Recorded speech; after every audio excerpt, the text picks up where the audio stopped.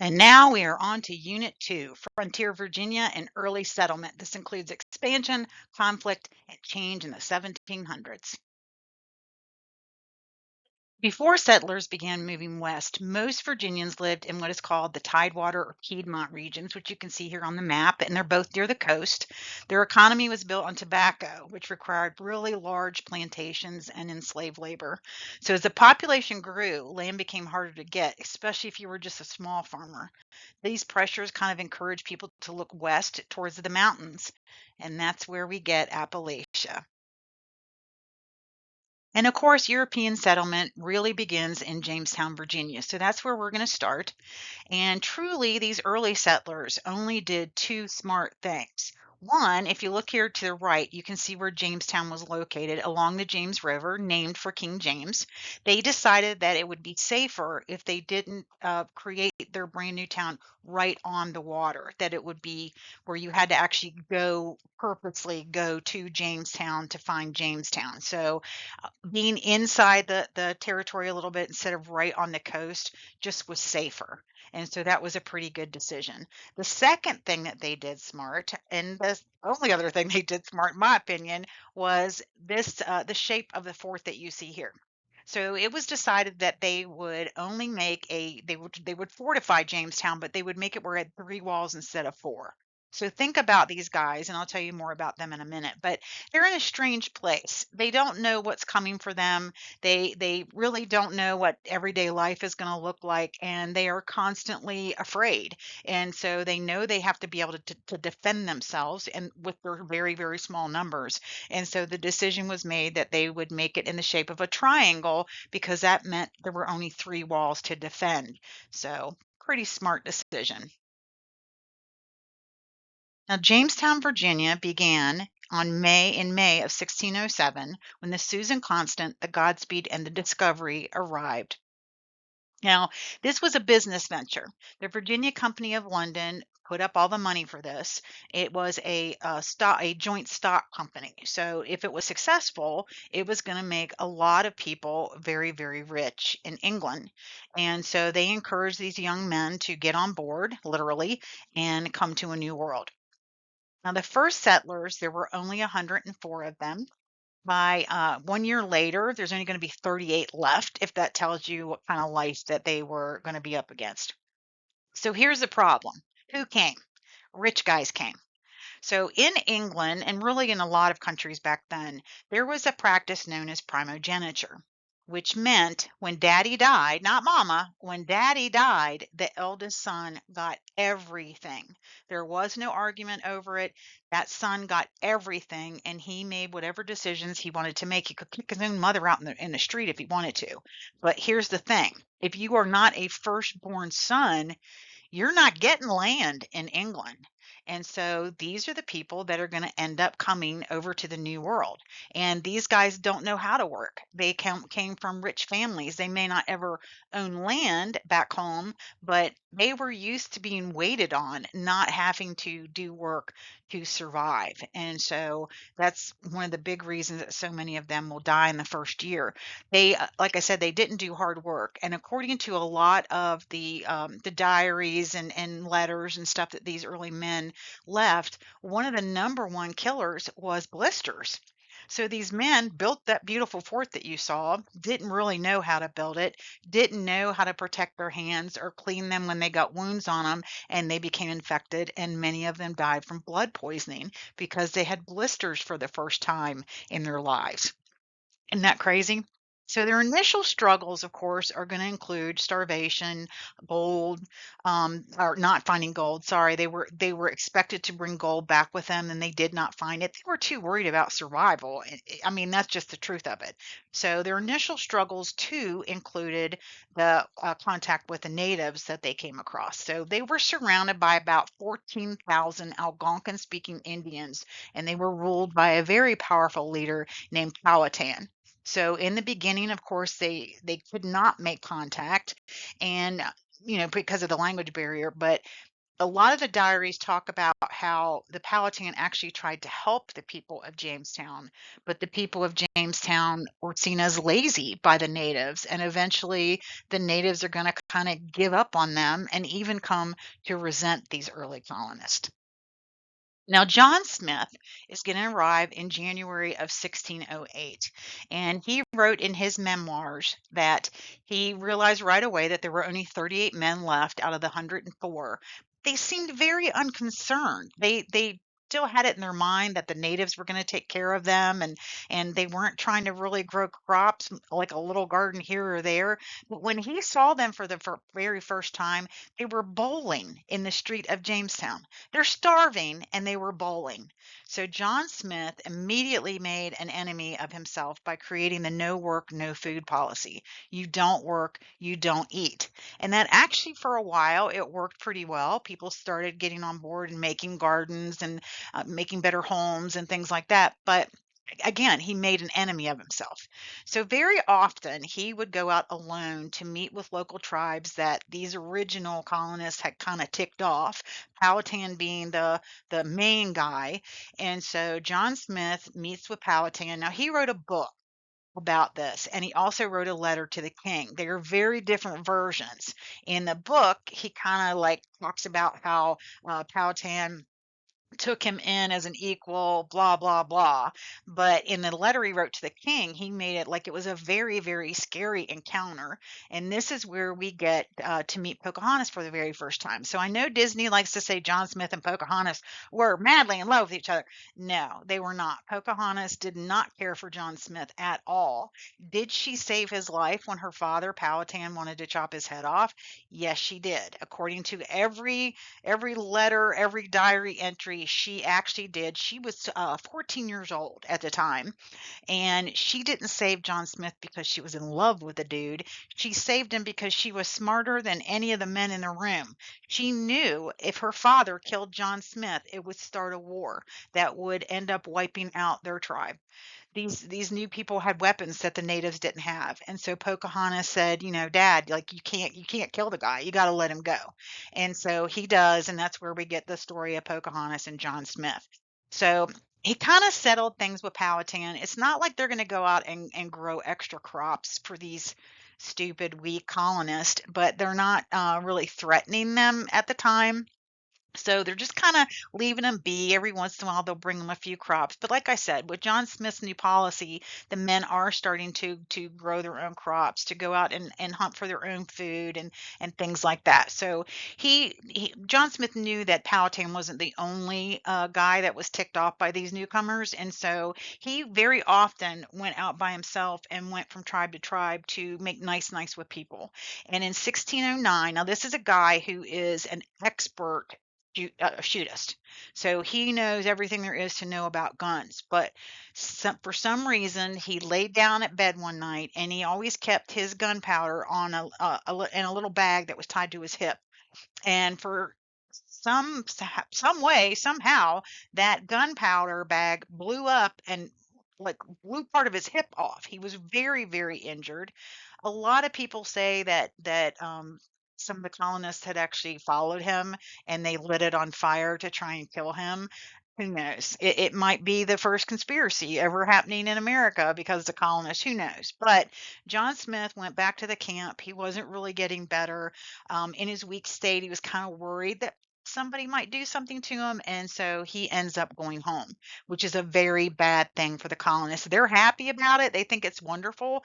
But this guy named Percy, he decides to take charge, and he kidnapped, it's not clear which tribe it was from, but he kidnapped a higher member, female member of a local tribe.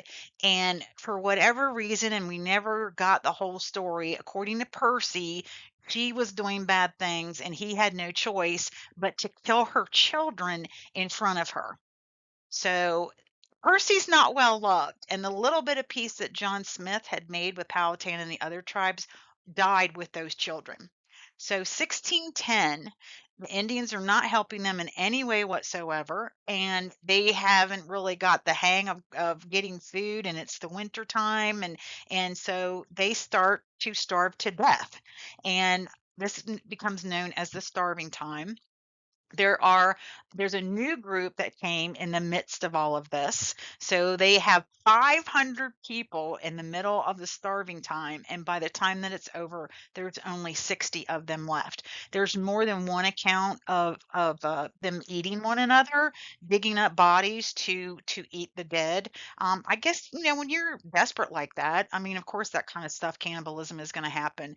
They also have uncovered pits with the bones of all kinds of animals, including rats. It appears that they killed their own cats and dogs and ate that kind of stuff. Did they have cats back then? I don't know. Anyway, that was the History Channel that I heard that on first time, and who knows? Watch the History Channel; it's usually wrong. But anyway, by 1610, the starving time came and went. Lots of people have studied the area of Jamestown, and this winter, if you look at the trees, it was one of the worst winters that has ever happened in the area of Jamestown, according to loss of rain or lack of rain, freezing temperatures. And so these 60 that are left are pretty desperate. And lo and behold, not knowing what's happening over here, England sent another group in that spring. So these guys are different. These guys know how to grow crops. These guys know how to build things. They are not the second sons of people ruling under primogeniture. These are people that are, for whatever reason, many different reasons, looking for a brand new life. And with them comes a brand new crop known as tobacco. Now, tobacco existed here in America, but we didn't have the right version that you could grow in mass quantity and really make money off of it. That's going to come with this group in 1613. Now, the introduction of John Rolfe's version of tobacco is really going to save Jamestown. This is where they, for the very first time, have a means to make money. The problem is it is very, very labor intensive. So I don't know if any of you have ever done this. When I was a kid in North Carolina, you had a summer where you had like a rite of passage, and that summer you had to work in the fields, and I mean it was really hard work. So you chose between the cotton field and the tobacco field. So I did the cotton field for about a day, and let me tell you, you would think that that stuff is easy to harvest. It is not. So I chose tobacco. So when you harvest it, and I wish I could show you the video that I have. When you harvest it, see how this man is holding it up. It's each leaf is attached to a stick. So you have to cut those leaves by hand and tie them to that stick. There's no machine that's going to do that for you. Even today, it's very, very labor intensive to cut down the tobacco leaves. So you get it on this stick, and then you take it to the guys, usually in a barn. The one that I worked in when I was a kid had 5 levels of it. So you've got people on ladders, and you got people handing them this stick filled with tobacco leaves up, and you take it up to the 5th floor and fill that in. Then you do the 4th floor and fill that in.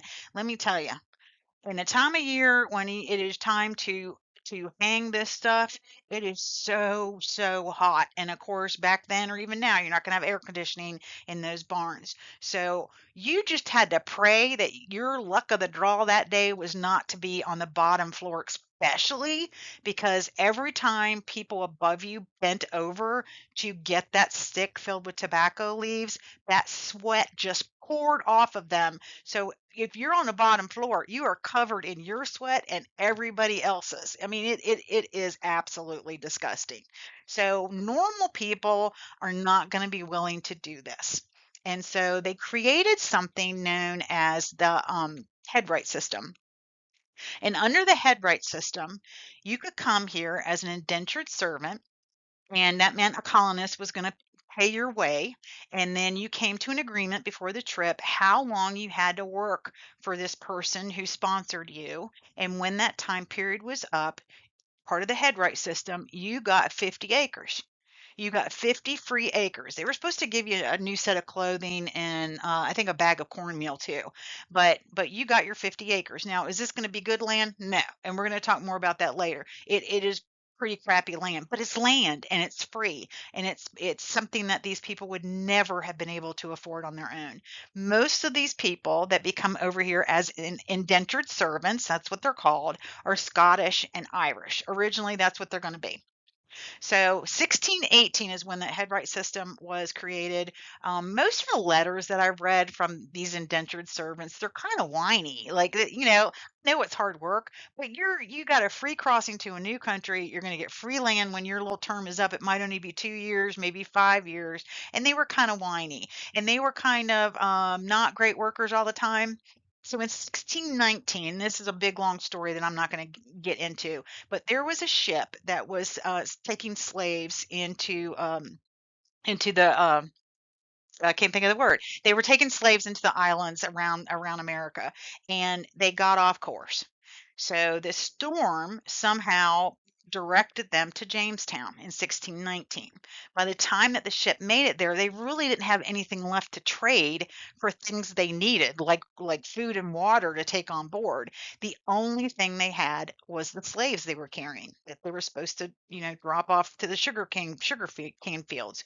So they traded these slaves for water and food and other goods. So the slaves will so slavery kind of accidentally started in Jamestown. Nobody was looking for it. No, it's not going to grab a hold until events later in Jamestown, which we'll talk about. But this is when 1619 is when you get those first slaves. And immediately people realize that these people were really hard workers. So when you stand them beside an indentured servant who's whiny and weak, these slaves are looking pretty good to those who have to get the work done. So we'll get more into slavery later, but I want to get back to Jamestown and the issues with them. So we talked about the Powhatan people. They actually had a confederacy of 30 tribes, around 200 settlements, and by 1610 they had absolutely had it with these colonists. And remember, 1610 is the starving time, so the settlers are already having a bad day, and now the Powhatan people declare war on them. So things are not going so well. But when the ship came in the spring of 1610, there was a man on board known as Delaware, and Delaware was a military genius. He had spent lots of times fighting the Irish with tactics like burning things, stealing, raiding villages. So he was an expert, and that is how the Powhatan people will lose. Hard to believe because there's so few people colonists here, but the Powhatan people will lose time and time again because of Lord Delaware, and he did some horrible things. I wish we had time to get into those, but after all the horrible things that he did, we ended up naming a colony after him, Delaware. So, thanks for killing all those innocent people. Anyway, Pocahontas rears up again. Things again are not going very well. The Powhatan are fighting the colonists. She wants it to stop. We don't really know the story here. She's going to marry John Rolfe. She's going to marry the guy that brought successful tobacco to Jamestown. And the minute that she married him, things settled down. So the war will end in 1614. Now, the peace is only going to last for 8 years. Her and John decide that they're going to go to England for a while, maybe to live there forever. Nobody really knows, but she ends up dying. So she never comes home. So the war is going to go on for quite a while. Different raids here and there, which we'll get into. So, amongst all of this, the first political entity is born in Virginia. It's known as the Virginia House of Burgesses. Today, it is the Virginia House of Delegates. So, amongst all this conflict, we are starting to form our government here in America. Now, with Pocahontas out of the country and dying soon after, a second Anglo-Powhatan War is going to start. And you see this one's going to last for 10 years. It was led by a tribal member or leader by the name of Opechancanough. And Opechancanough led a revolt that was absolutely vicious. They had just had it with the people of Jamestown. And in that very first year, they killed about a third of the population in Jamestown. So, thinking that they had had enough, Opachenka now backs off and decides to, take it easy on them. And the colonists turned on them and destroyed every crop they could come across that belonged to his people. So, it's estimated that they destroyed enough food to feed about 4,000 people for a year. And this is going to completely tip the balance. 10 years later, the tribe was pretty much gone. They starved to death, or they joined other tribes to survive. So this is one of the cases of us completely obliterating a Native American tribe for the first time. So we're going to move ahead a little bit to in Jamestown in the year 1676. So there have been a few years of peace, not a lot, but a few. And then comes along this guy by the name of Nathaniel Bacon. And he's going to go toe to toe with the Virginia government, which is Governor Berkeley. Now, the two of them are related by marriage. That does not mean that Berkeley liked Bacon. He did not. Berkeley was 70 years old. He had fought in multiple wars. He'd fought the natives. He was an excellent writer, super intelligent guy, everything that the young Nathaniel Bacon was not. So Berkeley didn't really respect the guy, but he let him into the House of Burgesses, let him be a member as kind of a favor to the family. So he just kind of, let him do his own thing as long as Bacon didn't get in trouble. He Berkeley was just gonna like not paying attention to him. Berkeley knew that Bacon's father had sent him here to kind of mature and grow up in hopes that maybe he would come back to England a man, and that's not happening. So Nathaniel Bacon he made friends with a whole bunch of indentured servants, and him being a member of the House of Burgesses, they thought he was a big deal. He wasn't. He was, was a family favor, but they saw him as like this leader. So when the tobacco crops start to suffer because Maryland had started growing tobacco, so they were splitting the profits that Virginia usually got all by herself. Mercantilism rules had really come about to the point where they were overtaxing the Jamestown and the tobacco crops. And on top of that, there was a giant hailstorm in 1676 that destroyed a lot of the tobacco crops. So people are frustrated, people are scared, and Nathaniel Bacon is going to turn that into the fault of the local natives. So, in order to explain Bacon's rebellion, we have to go back a year. So, the beginning of this was actually in 1675. There was a colonist living in Jamestown named Thomas Matthews. He was a plantation owner, and he had hired some local Indians to do some work for him. And when that work was done, he refused to pay them. So they threatened him, we're going to come back and we're going to do bad things. And he got scared. So he is actually friends with Bacon. So Bacon knew all about this. And Bacon got some people together and they went out to the woods and they killed the first set of natives that they came across. It wasn't even the right natives, it wasn't even the right tribe. So all these local chiefs are going to approach Governor Berkeley and say, "Look, you got to do something about Bacon and these men. Like they killed innocent people." So Berkeley said, "All right, let's investigate. I want all the tribal chiefs to come and talk to me. We're going to have a meeting and we're going to figure out how to fix this." And so they do. They all show up, and Bacon organizes a band of Indian murderers, and they burst into Berkeley's office with the tribal chiefs in there and they killed all the chiefs. So the rebellion is on. So Bacon says to his indentured servant, Indian murderers, and that's what he called them, Indian murderers. He said, "There's no difference between a good or bad Indian. Kill them all." And of course, the tribes are going to fight back. So the end result of this bloodbath is Jamestown is absolutely burned to the ground in 1676. Some of it was the natives, some of it was the local Jamestown people. They did it themselves. Bacon is going to die, and this is disgusting. He died of lice infection. He was so filthy and so covered in lice, he actually got infections from it and he died.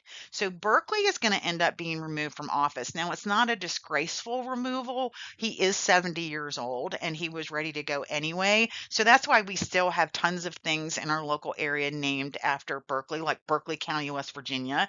It wasn't a disgraceful removal, but they had to do something to satisfy the local natives, and Bacon was dead, so they couldn't do anything to him. So Berkeley is removed. There will be 23 members, indentured servants mostly, that will be hung for the bad things that they did, again, to appease the natives surrounding them. And here's an end result that nobody really thought about. Indentured servants already had a reputation of being kind of lazy, right? And whiny. We talked about that before. And that we had these slaves that kind of accidentally showed up and people saw what great workers they were compared to the indentured servants. Well, now indentured servants had done really bad things. They had become murderers under the guide of Nathaniel Bacon. And so they didn't really trust the indentured servants before, but now they're really not going to trust them. And more people are going to turn to the idea of black slavery because they trust them and they're better workers over the indentured servants. So that was not the intention of Nathaniel Bacon, but that is a actual end result of Bacon's rebellion. Slavery will increase. So this is what we think Nathaniel Bacon looked like. It's an etching of him. Of course, they didn't have pictures back then, but just in case you wanted to see what he looked like. So there is a lot of significance to Bacon's rebellion. It is the first colonial rebellion. It was townspeople versus townspeople for the very first time, and it really pit those farmers against the government. So for the first time, you're going to see that stress, like actually see it in reality, the stress between the frontiersmen, which will end up being Appalachian people, versus the Tidewater people, which is the government. And of course, like I talked about, racial lines will worsen because the indentured servants are not being trusted anymore. And so many people will turn to black slavery instead. So let's look at the reasons that people started moving westward towards Appalachia. So land, of course, is going to be really cheap. And then you have the indentured servants. When they got their 50 acres at the end of their working term, it wasn't going to be good land. It wasn't going to be a giant plantation or part of a giant plantation on the coast. It was going to be up against the mountains. So indentured servants got their 50 acres at the foot of the Appalachian Mountains where it was, cheap, and most of them will be Scots, Irish, and German immigrants. So people, like I said, they're going to move because it's cheaper. If you're not an indentured servant, it's cheaper. And lots of families just wanted a better economic opportunity, like farming or trading. Immigrant groups, again, Scotch, Irish, and Germans, they were the major settlers of the entire Shenandoah Valley. And there was something that was kind of accidentally developed called the Great Wagon Road, which made travel easier, turning the valley into like this major migration route. Now, the Great Wagon Road originated as a series of trails that were carved out by buffalo, believe it or not. And so it kind of became this natural path that Native American tribes will use, especially the Iroquois, for hunting, trading, known in many parts as the Great Warriors Trail or Indian Road. It kind of served as that western boundary of British settlement for decades. And over time, the Great Wagon Road became kind of the backbone of Appalachian culture, and it played a crucial role in settlement in not just Appalachia, but many of the southern colonies. So you can see how it connected north to south and made that migration pretty easy, really. I mean, it became for the time period, it became a pretty phenomenal road and way to travel. So, with the Great Road, we have three major regions of settlement: the Shenandoah Valley, the Appalachian Frontier, and the Ohio River Valley. And really, the Shenandoah Valley, because the soil is so good, it really became like this hub of activity and farming and success. Now, the Appalachian Frontier, that's where we put the people who needed cheap land. That's where we put the indentured servants. That land is not going to be good land. It's very difficult to travel even between small towns, even between individual homesteads. It's very difficult to travel, which we'll talk about more later. And they're very, very isolated. Now, in the Ohio River Valley, you've got Britain there, you've got France there, and you have a bunch of native nations there. And eventually, them all existing in the same place at the same time is going to lead to the French and Indian War. And we talked about this a little bit in the last unit, those interactions with Native people. So, in all the territories that we just talked about, all three of them, Native nations, including Shawnee, Cherokee, and all the other ones that we've already talked about, they already lived in all these areas that the settlers wanted. Now, at first, of course, like you learned in the last unit, trade relationships formed, but as more settlers arrived, competition for land and hunting and just these colonists saying, I want this to be mine, colonists will often ignore and violate any treaties that were done between the colonists and the natives. And of course, it's going to lead to a lot of tension and a lot of violence. And eventually, like I said before, it's going to lead to the French and Indian War. Now, there's a misconception about this because of the name. It is not the French fighting the Indians, it is the French and most tribes fighting against the British who joined with the Iroquois. So, Iroquois is basically the only tribe that joined with the British. So, that's why it's called the French and Indian War, because it's mostly French and Indians fighting the British. And you can see where it took place, the major battles. So it's going to include people of Appalachia, definitely. And I wanted to give you an idea of what this continent looked like in the years of the French and Indian War. So you can see the different people involved that had already laid claim to this continent. And if you look where you see where it says disputed and it's yellow and it's pink, that's the Ohio River Valley. And that's where the French and the British will come to this giant argument over who actually owns it. And the reason is because the land there is so fertile, like everyone wants it. Now, the French and Indian War is also known as the 7 Years' War because it actually took 7 years to fight. It is considered the first real world war because the major players are different countries across the world, France and Britain. It's all about land. And it started, like I told you, in the Ohio River Valley. So, what these people did, and this is so silly, they would build a fort. So, say the French would build a fort in, this little town. And then the British would discover the French had built a fort. They would burn it down, rebuild their own fort there. The French would come along, burn that one down, rebuild their fort, and it went on and on all over the Ohio River Valley. So eventually, because they realized that was so expensive, they started putting plaques everywhere. And if you travel the Ohio River Valley today, you can go find those plaques. They're still there. But it was a way of like putting up my country's flag to say, this is mine, of course, without asking the permission of any local natives, too. And this is where George Washington, yes, I know I say it funny, this is where he's going to come into the picture. So at 1754, at 22 years old, he had already been a land surveyor for a while and mostly had surveyed the Ohio River Valley. So he knew it very, very well. So he was asked, because of his experience and knowledge, to go to the Ohio River Valley and build a fort while seeking peaceful negotiations with the French. So George says to himself, all right, there's a lot of native tribes there. And if I'm going to, have a big presence there with military men and stuff, I should probably have a guide that speaks the language of the locals. And so he hires this man by the name of Tanagreeson. Now, Tanagreeson, also known as the Half Prince, was a lot more tricky and violent and hated white people more than George realized. So it's like the wee hours of the morning where everyone is still asleep, and including George. And Tanner Greason comes into George's tent and says, "You have to wake up. You have to wake up. There's a French troop not far from here. They are armed and they are ready to fight. We need to surprise them as the sun is coming up." So George, I mean, he believes the guy. Why wouldn't he believe him? So he and some of his men and Tanner Greason go to this French group, and without asking any questions, George just opens fire. And of course, Jumonville's troop, Jumonville's the leader of the French. Jumonville's troop is going to open up fire too. So within 15 minutes, George and his men had killed everybody in the French troop except for Jumonville.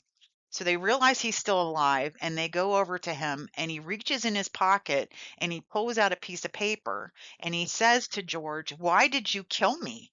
Why did you kill me? I am here for peaceful negotiations. Here is my letter of intent. Here's my orders in the Ohio River Valley. I am here to make peaceful negotiations with the British." Well, now George doesn't know what to do. He just killed a whole bunch of innocent people that were there to seek peace, just like he was there to seek peace. So while he's standing there, remember, he's 22 years old. He's stunned at this huge mistake that he had just made. And Tanner Greason, without any permission from George, stepped forwards with a hatchet. Cops opened Jumonville's head, and that they say that he actually washed his hands in the brains of Jumonville. So whether that's true or not, Jumonville is dead, and George is scared. And so he goes and builds this little fort If you ever get a chance to go, go visit Fort Necessity. They built it in 5 days for hundreds of men to hide in, and it's this little teeny tiny fort in the middle of this giant open field. It was the dumbest location he could have picked. So of course the French are going to find him pretty quickly. So it just so happens, again, George is not having a good day. It just so happens that the leader of this second French troop that discovers Fort Necessity and George and all his men hiding is the brother of the Jumonville that has just been murdered. So, of course, he's very, very angry. He takes custody of George and all the men with threats to kill. And then all of a sudden, I guess he was given an order from higher up to not start, this big giant war. George was given a letter in French that said that this was his fault. He was to confess to it. George did not know what it said. That's what he was told. Washington's confession on a French document that he did not understand. And later that will be used as an excuse, really, to get into the French and Indian War. So the war has not started yet. It's still 1754. But George is responsible for starting the French and Indian War, or the 7 Years' War. And here's the crazy thing about it. After it was over, George was very close with his brother, and whenever anything like exciting happened, he would write to his brother in great detail about what happened. So he did confess this to his brother. That's how we know the story and how it actually happened. But here's what he said: when he was on the battleground and bullets were whizzing by his head, the excitement and the feeling of it was charming. Says that. It was charming as the bullets are whizzing by your head. So our very first president was actually an adrenaline junkie. Isn't that crazy? All right, we're going to learn more about George, but I want you to see Fort Necessity. This is absolutely crazy. So here is Fort Necessity. This is what it looks like today. But if you get a chance to go, it is like an eye-opening thing. Like, why were they that stupid about where they put the fort? Of course, there wasn't a concrete road there, and this is not the original fort. This is just like what we believe it looked like. The sizes are probably correct according to George. He wrote everything down. But if you go, it tells you where the tree line was when George and his men built this place for 400 men. 400 men were supposed to be able to hide in that fort and defend it. So of course, it's not going to work. It's easy to see. The tree line is not much different than you see right here on the picture. I mean, hardly at all. So he was out in the open.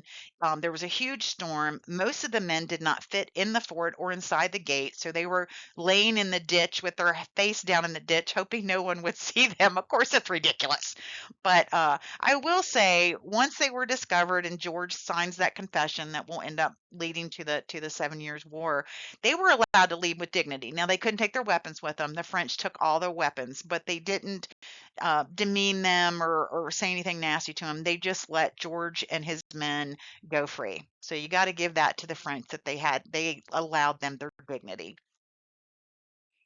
Now, George somehow came out of Fort Necessity and all of this looking like a hero, and so his reputation was an admirable reputation, probably because of the way he wrote things down. He was an excellent writer, and probably in his reports it made him sound like a hero. So here's George in 1755. Now he's 23 years old. The war has not officially started yet, and he is sent with Edward Braddock to capture Fort Duquesne. And I'll explain why that's so important in just a minute. But I want to talk about Edward Braddock. So Edward Braddock, this is a picture of him that was sketched around the time of this Battle of Fort Duquesne, and he was very, very much admired for his military skills. And George had read a lot of the things that Edward wrote down about military strategy, and he just really, really admired Edward Braddock. To him, Edward Braddock was the greatest military mind there was. I mean, he just absolutely adored him. So when he was told to go fight with Edward Braddock and capture Fort Duquesne from the French, he could not wait to go. So in the end, it's going to make George an even bigger hero. And this is probably the thing that's going to set him on the path towards being the first president. I mean, he's the only famous person in the United States, and it comes out of being a military hero. So I'll tell you a little bit more about the battle itself, and what happened to Edward Braddock in a minute. But I want to show you the map and why we were going after Fort Duquesne when we hadn't even declared war yet. So look where Fort Duquesne sits. It sits where the Ohio, the Allegheny, and the Monongahela rivers all meet. That is a very strategic spot right there. So if you're controlling those three rivers for trade, for war, for whatever, you're gonna be the power guy, right? So George and Edward are sent to get that fort back from the French who were occupying it. Now here's the problem with Edward Braddock. He was like I said, he was an older guy, and he had studied old techniques, old British techniques on how to fight. And one of the most famous British techniques, it actually was created by Napoleon, I believe. But the British take credit for it. It's called the British Square. So if you were in battle, this is how you would look. You might have the middle of the square empty to put your more important people, or maybe a cannon, or whatever you thought was important. So the middle might be empty, but when you're marching, you would march in a square like this. So when you meet your enemy, that first line of men, I don't know if you can see it in the picture or not. This is a reenactment picture. But if you're the first line and you're meeting your enemy, first line kneels and they shoot, and the men standing up behind them shoot, and then you go into the middle of the square and reload, and the next set of guys does it. So there's this constant moving of the British square. Notice that they are all still in bright, bright red. So if you look to the picture on the right-hand side, Edward Braddock wanted to make this gigantic march all the way to Fort Duquesne in through the forest. And he kept telling the men to march in formation, march in formation. We are a military unit, march in formation. Well, I couldn't find a better picture. I'm sorry, but you can see how squeezed in there they are marching to Fort Duquesne. It's not a road. They had to forge a road. It took them forever to get to Fort Duquesne. He insisted on bringing 1,400 people. At one point, he had even more than that, and he realized that was too many. But the major march is 1,400 people squeezing their way through these valleys and pits and across these mountains to get to Fort Duquesne. Notice that they have wagons with them filled with food. Women went with them so they could cook. They had a full band with them that played, not sneaking up on anybody. Now the French up in Fort Duquesne were totally different. They had made some deals with some natives and asked them, what's the best way to fight? And they said guerrilla warfare. So they probably didn't name it that, but they meant guerrilla warfare. So you hide in the trees and you attack them. So being in this formation, what they could make of a British square, they were such an easy target, and they just get wiped out. At one point, George even said to Braddock, maybe we should pull back. And Braddock said, no, we're not pulling back. That's not how I do things. And so in the end, Braddock is going to get killed. 900 of his 1,400 men also get killed. I mean, it was a slaughter.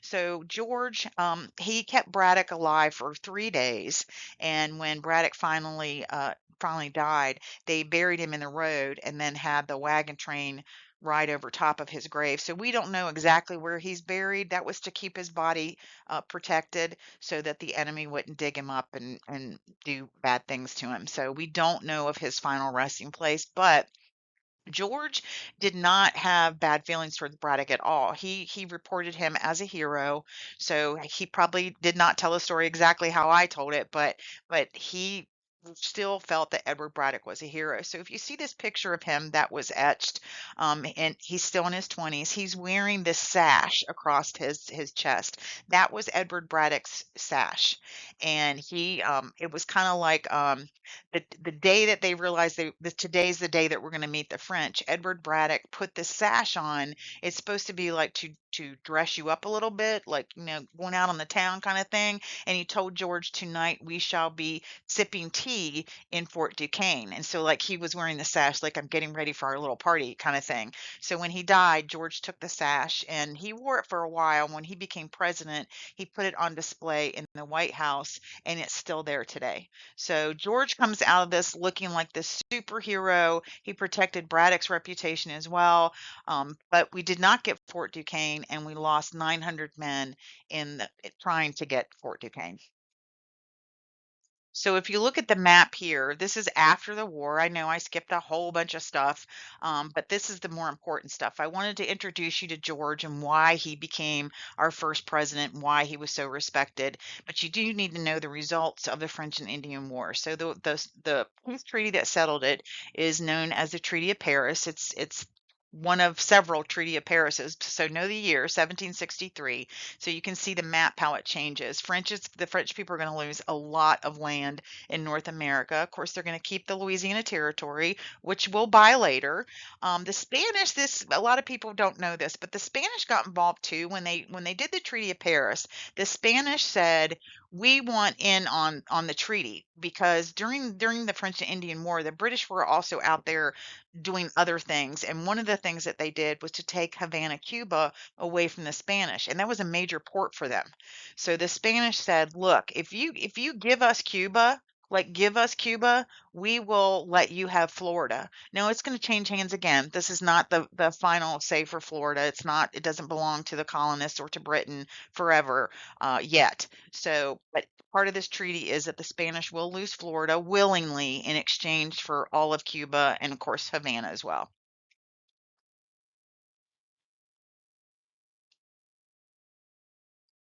So the results of the French and Indian War, there's a lot of other results that you can't look at on a map. And one of the results, a big result, is that confidence and colonial unity is like skyrocketed because the colonists knew that they could fight and they could win against a giant power like the French.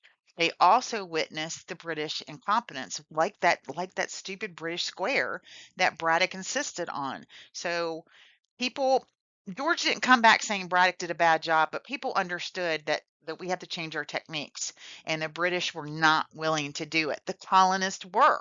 So they're starting to see themselves as their own entity.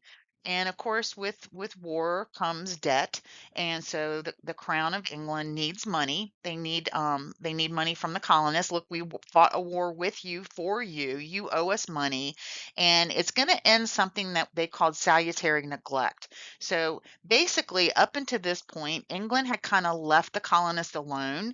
They were sending their taxes like they were supposed to. They were being good boys and girls as far as the crown knew. We weren't really. We were doing things that the crown didn't know about, but that's a different story. So they decided that they were going to stop that salutary neglect where they were ignoring what we were doing, and they were going to actually micromanage us. So there's going to be this really strict enforcement of the Navigation Acts, which meant taxes. And a lot of historians look back on this and say that the result of the French and Indian War was the beginning of the end of British rule in America. We just stood up for ourselves, and we're not going to have somebody tell us what to do anymore. So there you go, the beginning of the end. Now, there are other results of this war that are not so easily seen, and one of them is the problem of the natives. So in the Ohio River Valley, you had a lot of tribes that were being protected by the French. The French didn't care if they were there. They didn't want their land. We talked about that before. It was British that wanted their land. So the French were kind of holding back the British in many areas of the Ohio River Valley. Well, now the French are gone. So the natives are terrified of what's going to happen. And one guy, an Ottawa chief by the name of Pontiac, decided that he was going to have to rise up. The French are gone, we're going to have to rise up and make sure that the British don't take our land. So he joins forces with some French trappers. Now, these are not military guys, they're French trappers that were still there, and some other members of other tribes. It was a lot of people. And they killed about 2,000 British by attacking their forts, which were located all over the Ohio River Valley. And I'll show you a map in a minute. This is not one small little area or one small little battle. It's a big thing. And Pontiac was fierce, and he got all these other tribes involved. So The colonists were concerned, like, what how do we fix this? And it's not just the colonists, it's the British soldiers as well. So they did something horrible. They decided that they were going to very sneakily kill Pontiac's people. So winter was coming, and they went to Pontiac's tribe and said, "We brought you blankets. We brought you blankets for the winter. This is like a peace offering. We want the battles to stop. We all just want to get along." And being winter, his tribe accepted the blankets. Pontiac was not there; he was out fighting. And those blankets, and the colonists and the British knew it. They were infected with smallpox. The blankets had been on the bodies of people who died from smallpox. And we all know how susceptible natives were to smallpox. That's what's going to wipe out possibly 90% of the natives that lived here when the first colonists arrived. So they purposely did this. Most of Pontiac's tribe will be killed. And let me show you a map real quick on the next one, and I'll finish the story. So you can see the X's up here are different battles, and I'm not going to read all the codes to you, but you can see like the little fires. All these little icons up here are places that Pontiac and his men hit. So when he finds out what happened to his family, that many of them, most of them died purposely. I mean, this was like a genocide. Pontiac is even more furious, of course, and he gathers all the men under him and says, "Now this is the plan. We're going to do this. We're going to do this. We're going to do this." And the other tribes got scared. If these people are willing to go to Pontiac's tribe and murder them by giving them a disease they knew would kill them, what are they going to do to our tribes if we keep fighting? And so it's not known which tribe did it or which individual did it, but out on the battlefield one day, one of his own men killed him. They shot him through the heart with an arrow and killed him. And so Pontiac's rebellion is ended. And now we start to see this snowball effect. So you have the French and Indian War, the French leave the Ohio River Valley, Pontiac's rebellion takes place, the crown doesn't know what to do, and the colonists are screaming for protection. And so you got to remember the crown's not here. Their representation is not here. They don't really understand what is happening here in America. And so colonists are screaming for protection. The crown only has so much money to put into military here, so they created something called the Proclamation of 1763, and they made the Appalachian Mountains the cutoff for settlement. So you can see the line here. Proclamation of 1763, it runs right down the Appalachian Mountains, and everything on the western side of the Appalachian Mountains was supposed to be an Indian reserve. Colonists were not supposed to go there. All right, well, here's the problem. These people came to America for land, and they feel like they're now being told they can't have it. And so the colonists are going to be even more furious. Did people pay attention to the Appellation or the Proclamation of 1763? No. There were some British military around that sometimes sent their wagons back across the Appalachian Mountains to the east. Sometimes they even burned their wagons.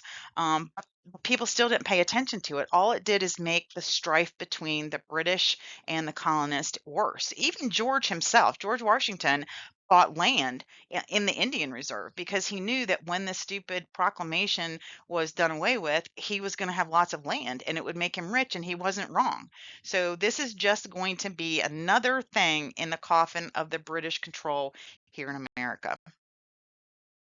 So we're not going to do a ton of stuff about the Revolutionary War, but all the things we talked about, Pontiac and the Proclamation of 1763, all of that is going to, of course, lead to the Revolutionary War. So this isn't a class on the Revolutionary War. It's about Appalachia and West Virginia. So let's just jump right into the Revolutionary War and I'll explain to you what was happening in Appalachia. So during the Revolutionary War, the territory of present-day West Virginia and much of Appalachia was really remote, very sparsely settled, and it protected it from major British invasion, but it made it really vulnerable to attacks from Native Americans and allies of the British. The British actually encouraged and armed Native Americans especially the Shawnee, to raid settlements along that western frontier to divert Continental forces from the Eastern Theater.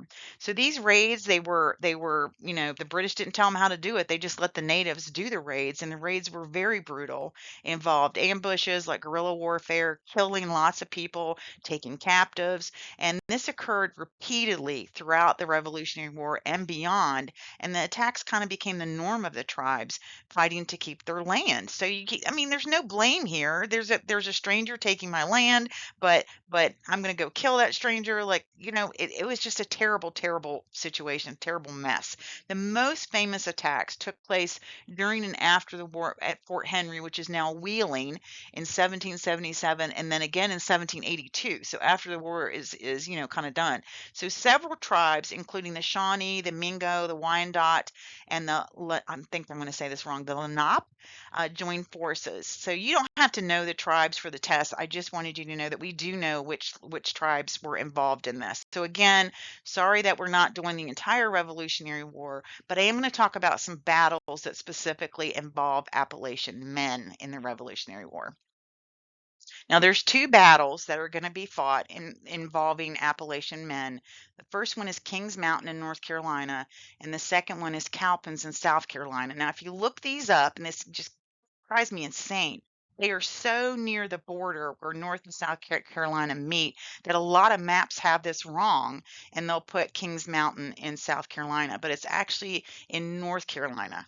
Now, there's not a lot of battles that happen southward, but the British saw this area as kind of an opportunity to find people loyal to the crown.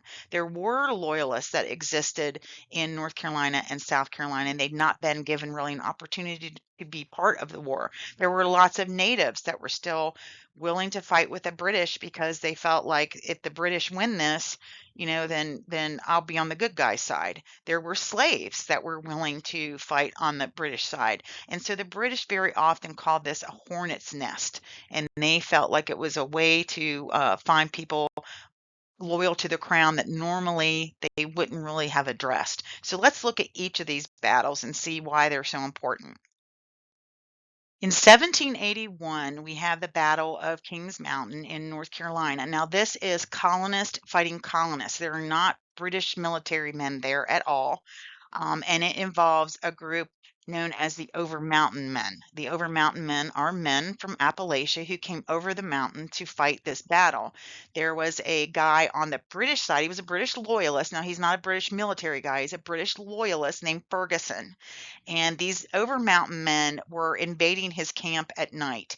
And as he was traveling around looking for more people to be, to be in his group, more loyalists, and at night they would settle in, and the Over Mountain Men would come and, like do silly things like put itching powder in their beds and just silly little things to really pick off Ferguson. And so Ferguson sent this note by a runner that said if patriots don't stop this, then he was going to lay the country to waste with fire and sword. Basically, he's saying he's threatening their families, like I'm going to come in and hang you and then burn your country, the country that you live in, like the countryside. And so this really ticked off the Over Mountain Men, and so it's going to lead to a confrontation here at the foot of these mountains that you see right here in front of you. I think I have a better picture on the next slide. Yeah, so there's a better picture. So here's what happened. The Over Mountain Men snuck around Ferguson, and they were actually hiding in the trees at the bottom of the mountain that you see here. So there's a pretty big field behind them, but they're hiding in the trees. And when the loyalists come down across the mountain, led by Ferguson, and he's got anywhere between 600 and 800 men. I've never seen a solid number, so it varies between 600 and 800. But the Over Mountain Men had about 1,000. Now this battle's only going to last an hour. Ferguson did not realize that the Over Mountain Men were at the foot of the mountain. He thought he was leading his men to safety at the foot of the mountain and that the Over Mountain Men were behind him. So he's booking down the mountain trying to boot them to safety so he can fire on the Over Mountain men as they come down the mountain.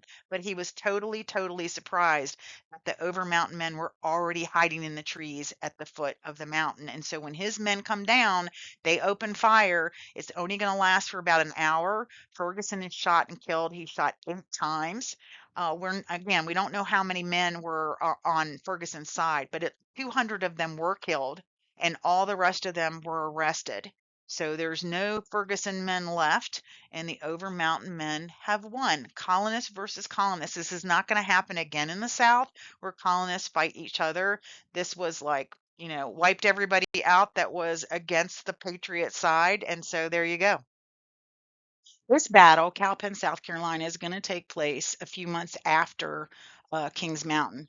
This time it's British military versus Patriots. And of course, these guys the Patriots are not getting paid. None of the people at Kings Mountain were getting paid either, by the way. But there's about 1,000 men on each side. And the scary part for the Patriots is that the British are being led by a very famous military leader at the time known as Cornwallis. Cornwallis is considered one of the greatest British military figures in all time, and he's there. So it's kind of scary. And the Patriots immediately say, we're going to have to go down the middle of his men and separate them. We can't fight them all at once. Let's separate them, and we'll fight one section at a time. And they do. So Cornwallis, realizing that half his men are being left behind, he didn't think it was a big deal. His men were highly trained, no big deal whatsoever. I'm not going to stay here and fight these little piddly patriots. I'm going to go on to my goal, which is Yorktown. And where he thinks he's going to meet George Washington and take George down. So Cornwallis leaves half of his men, so he's got 500 left behind, takes the other 500 with him. He is not worried about it at all. So he's going on his busy little way, thinking that his men will catch up to him when they're done dealing with the pesky little patriots. Now, here's the thing. I don't know if you know what a British gun looks like, but they are very, very long and they have a little knife on the end of it. And you have to have a lot of space to rear up that gun and aim it at somebody. And the Patriots realized that. So they said, we're going to do hand to hand combat, get right up in their face. We have little tiny short weapons. We can stab them. The British cannot raise their guns or their bayonets at the end of their guns to get us because we won't give them the room. And so that's what they did. The weapons of the British were completely incompetent for hand-to-hand combat, and the Patriots basically wiped them out. That simple. They just had the wrong weapons with them. So Cornwallis is not going to get the support that he thinks he's going to get. The colonist Patriots, in other words, beat the British at Cowpens. And these, again, are Over Mountain men that are involved in this. Over Mountain men helped win Cowpens and Kings Mountain. And so we have Yorktown in 1781. George and Cornwallis are going to go toe to toe with each other. Unbeknownst to Cornwallis, Ben Franklin, I almost forgot his name. Ben Franklin had gone to the French and made a deal with them that got them here in Yorktown to help surround Cornwallis. So the French came in on the water. George came in behind Cornwallis on the land. Cornwallis thinks his second 500 men are going to come from Cowpens and come behind George. And of course, that's never going to happen. And so when he finally realizes that Cornwallis is going to surrender and the Revolutionary War is over. Now, when the war is over, more and more people are going to head to Appalachia and beyond with very little protection from a newly formed government that didn't know what they were doing. And this is, of course, is going to lead to lots of tensions and feeling of separation. Like once again, between the mountain people and the colonies, they are seen as two very different entities. So while Appalachia saw very few battles of the Revolutionary War, they were still highly affected by the war. So while we have all this talk about wars here and there, we need to just kind of step back a little bit and see what life was like for people in this early Appalachian. Now, of course, I don't have pictures that go that far back, but I tried to find pictures that would give you a representation of the people and the life. So life in Appalachia frontier was shaped by a very, very rugged terrain. They were very isolated. They were in constant need of self-reliance. So settlers in the 17th to about the mid 19th centuries faced really harsh weather. Sometimes they had very limited supplies, and the roads weren't passable, and threats from wildlife, Native American tribes. But they adapt, and they create this community of cooperation that you're not going to see anywhere else in America at this time.